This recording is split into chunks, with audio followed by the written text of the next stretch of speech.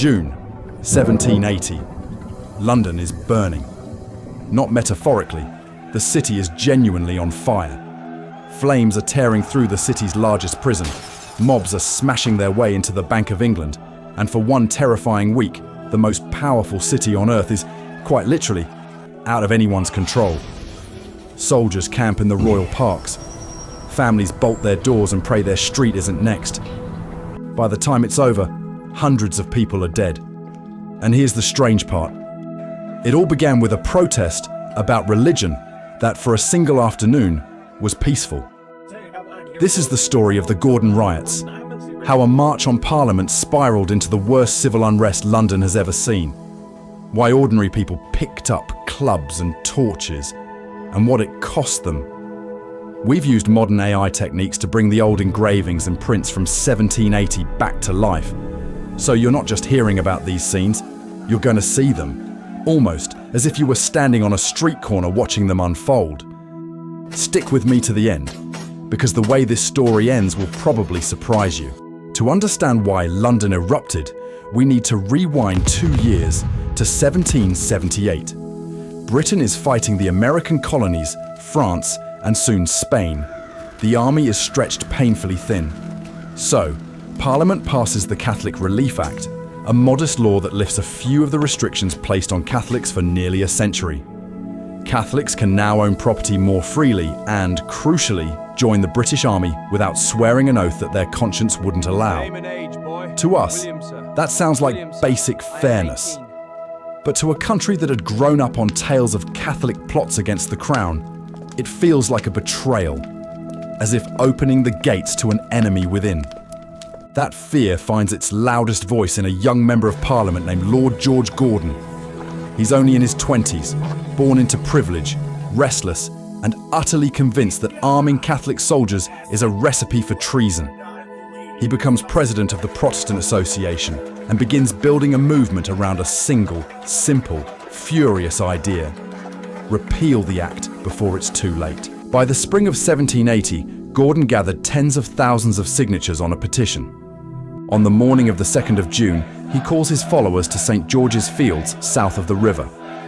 What turns up is a crowd of somewhere between 40 and 60,000 people, an extraordinary number for the time. Many wearing blue cockades pinned to their hats, the symbol of the association. They march on Westminster, chanting, "No Popery." Carriages carrying members of the House of Lords are mobbed. Some lords are dragged out and roughed up. Coaches are smashed to pieces. Gordon himself, cockade in his hat, walks into the House of Commons and presents his petition, almost as thick as a man can carry, signed by well over 100,000 names. Parliament listens.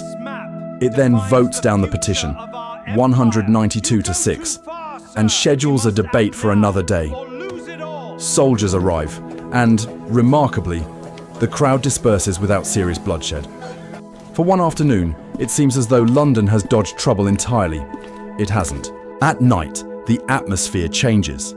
Crowds gather again and burn down a Catholic chapel attached to the Sardinian embassy and another belonging to the Bavarian embassy in Soho. Over the next few days, the violence shifts from a single law change to something much harder to control. Anger at authority itself, at poverty, at anyone who looks like a target. In Moorfields, one of the poorest corners of the city, crowds turn on Irish immigrant workers, mostly Catholic, desperate for work, and an easy scapegoat for a frightened population. Houses are being demolished. Furniture is dragged into the street and set alight. Then the mob turns its fury on Lord Mansfield, the Lord Chief Justice. They storm his grand house in Bloomsbury Square, smashing his furniture, his paintings, and burning a library of legal manuscripts representing 40 years of his life's work. While he and his wife flee out the back door with minutes to spare. Out at his country house in Hampstead, only a guard and a timely barrel of free ale at the local inn saved the building from the same fate. Meanwhile, Newgate prison, recently rebuilt, supposedly impregnable, is stormed, set ablaze, and its inmates set free. Someone scrawls a message on its smouldering wall. The prisoners have been freed, it says, by authority of His Majesty King Mob. Fleet Prison and the Clink fall the same way. The diarist Susan Burney watches the skyline and writes simply, "Such a fire I never beheld." Everything reaches its peak on the 7th of June, a day people would later call Black Wednesday. A distillery in Holborn, owned by a Catholic businessman, Thomas Langdale, goes up in flames. The alcohol inside turns it into an inferno so bright that people claim they can see the glow from many miles outside the city. Some who'd been drinking straight from the gutters of spilt spirit reportedly die where they lie. That same evening, the crowd makes its move on the Bank of England, the financial heart of the nation. This time, the authorities are prepared. Troops and armed volunteers open fire. Dozens are killed in the streets outside the bank's walls.